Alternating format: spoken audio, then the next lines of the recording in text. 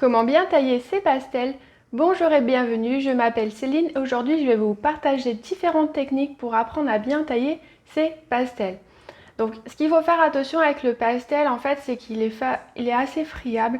Et avec les tailles crayons classiques, vous pouvez risquer de facilement les casser. Donc, c'est pour ça aujourd'hui, je vais vous partager différentes techniques. Je vais vous expliquer pourquoi la mine se casse, comment faire pour pas qu'elle se casse et la différence avec, tous les crayons pastel. Donc, restez bien jusqu'au bout de la vidéo, je vous partage toutes les techniques et astuces. Alors en fonction de la marque, en fait on va avoir des mines qui vont être un peu plus dures et d'autres un peu plus friables. Donc type Faber-Castell et Caran d'Ache, donc c'est des mines qui sont plutôt dures, surtout les Faber-Castell Pit. Donc on va dire qu'elles se cassent beaucoup moins facilement quand on les taille au taille-crayon. Ensuite on a l'entre-deux, c'est la mine Carbotello, donc qui est friable mais un petit peu moins. Le Derwent, donc c'est vraiment une marque très friable, donc on va dire qu'elle est quasiment impossible à tailler au taille-crayon sans la casser une fois sur deux. Et la marque Cretacolor, donc là au taille-crayon moi j'ai pas du tout réussi, donc je suis vraiment 100% sur le cutter. Donc au niveau du taille-crayon, on a plusieurs marques. Là, on peut avoir la marque du Carbotello et celle du Derwent. Donc bien sûr, chaque mine correspond à un taille-crayon parce qu'en fait, le crayon d'une marque à une autre n'est pas le même.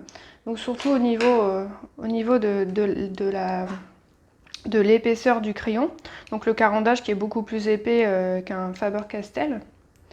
Donc en fait, c'est possible de tailler au taille-crayon, mais en fait, il faut un taille-crayon qui est quasiment neuf, que la lame n'est pas trop fatiguée. Parce que en fait, à force de tailler, le souci c'est que le taille-crayon va s'user et en fait, il va moins bien tailler et c'est comme ça que la mine va plus facilement casser. Donc après, il existe des taille-crayons vendus assez chers en magasin d'art. En fait, donc sur le coup, ça fonctionne très bien, sauf qu'à force, le taille-crayon va s'user et ça va revenir très rapidement à un budget assez onéreux. Donc là, je vais vous partager ma technique que j'utilise pour tailler mes crayons. Donc la plupart du temps, ça se passe très bien. Donc je vais aussi vous expliquer comment bien affiner sa mine. Donc il existe plusieurs types de cutters. Donc on a des cutters qui sont type comme ça, histoire de ne pas se blesser quand on taille son crayon. Donc vraiment, on vient appuyer avec son pouce et on vient tout doucement glisser notre lame pour venir couper la base, donc le bois qui est tout autour. Et comme ça, on peut venir vraiment tailler sa mine. Donc après, une fois que c'est fait, on peut venir tout simplement avec un papier ponce de bricolage, vraiment pas cher. Donc on vient comme ça, on tourne en fonction pour vraiment bien tailler le tour. Donc en fonction de la mine qu'on souhaite, plutôt bien taillée ou moins taillée, en fait on vient tourner le crayon. Et comme ça la mine vient tout simplement s'affiner. Donc tout dépend ce qu'on souhaite faire. Donc la plupart du temps on n'est pas obligé de tailler énormément son crayon, ça dépend vraiment ce qu'on souhaite faire. Si c'est du coloriage, il n'y aura pas forcément besoin. Si c'est pour un détail de poil, là je conseille de tailler un peu plus fort. Donc pour le pit, on peut utiliser pareil ce cutter là. Donc c'est toujours la même technique. Donc on fait surtout attention d'aller doucement pour pas se couper. Donc je me suis jamais coupée, mais on va dire que ça pourrait arriver. Donc ce serait quand même dommage de se couper avec un cutter. Donc on fait attention. Donc la plupart du temps, le pit résiste très bien. Mais le risque zéro n'existe pas. On peut très bien casser sa mine avec un cutter. Surtout que quand on dessine, on a cette tendance peut-être parfois à faire tomber ses crayons. Donc moi, ça peut m'arriver. Donc à force de faire tomber le crayon va avoir tendance à s'abîmer à l'intérieur. Donc c'est pour ça que quand on taille, elle peut se casser. Donc là, pareil. Donc je viens tourner tout doucement. J'appuie un petit peu plus. Donc ça va assez vite et là j'ai ma mine qui est bien taillée. Donc si jamais il reste des résidus, avec un sopalin, on vient comme ça frotter, donc comme ça à peu près. Donc là je le fais avec ma main, donc on peut le faire aussi avec un sopalin. Hop, là. Donc attention sur les mines type Carbotello, Derwent ou même Cretacolor, c'est plus sensible. Donc elles peuvent risquer de se casser plus facilement. Donc pour cela, j'utilise un cutter qui est une lame un peu plus longue. Donc ça me permet en fait là de tenir le crayon comme ça pour pas me couper. Et là je viens appuyer tout doucement avec mon cutter. Donc le seul bémol c'est que ça a tendance un petit peu à partir dans tous les sens. Et là tout doucement je viens tailler ma mine.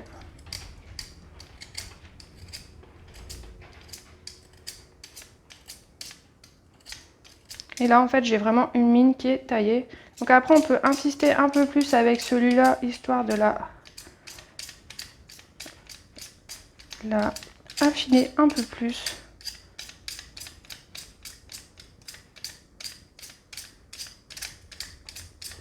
Donc quand je fais comme ça j'ai une mine qui est un peu plus fine.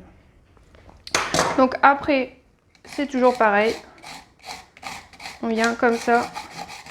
Donc en fonction de la mine, on appuie ou non, parce que c'est vrai que les mines sont un peu plus friables que d'autres, donc on va doucement. Hop. Donc là pour le Derwent, donc là le risque zéro n'existe pas. C'est une mine qui est assez cassante. Donc ils ont des belles couleurs qui sont bien riches, mais c'est vrai que leurs mines ont tendance à vite se casser. Donc c'est un peu plus compliqué à tailler, donc il faut vraiment aller doucement. Après, si jamais la mine elle se casse, bah, il faut recommencer malheureusement.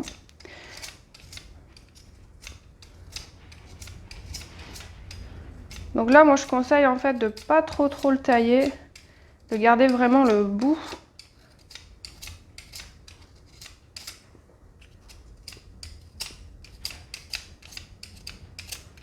Donc là, j'ai une mine à mon sens qui est bien taillée.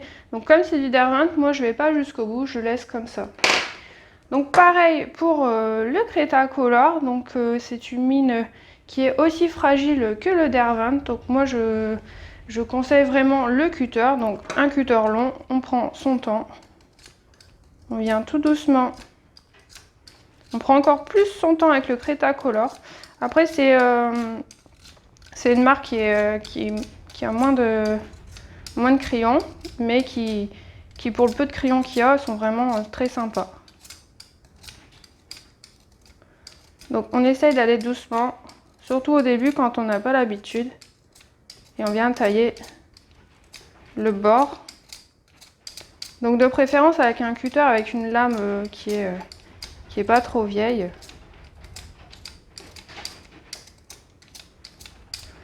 Donc là pareil, celui-là je vais pas trop le tailler parce que j'aurais peur qu'il casse. Donc là voilà. Donc ça c'est vraiment la technique que j'utilise pour vraiment tailler mes crayons pour pas qu'ils s'usent en fait. Parce que c'est vrai qu'avec le taille-crayon, le problème c'est que la mine va vite se casser. Et quand on voit le prix du crayon, bah, c'est quand même embêtant. Puis c'est vrai que c'est pas amusant de se retrouver avec un crayon de 1 cm parce qu'on l'a trop taillé. Voilà. Donc bah, j'espère que la vidéo t'a plu et que ça t'a vraiment aidé pour progresser dans le pastel.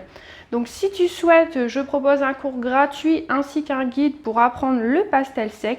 Donc les liens sont en barre de description. Si la vidéo t'a plu, je t'invite à laisser un petit pouce bleu. Et si tu n'es pas encore abonné à la chaîne, alors je t'invite à t'abonner et à enclencher la cloche pour ne pas rater les prochaines vidéos. Voilà, donc je te dis à très vite!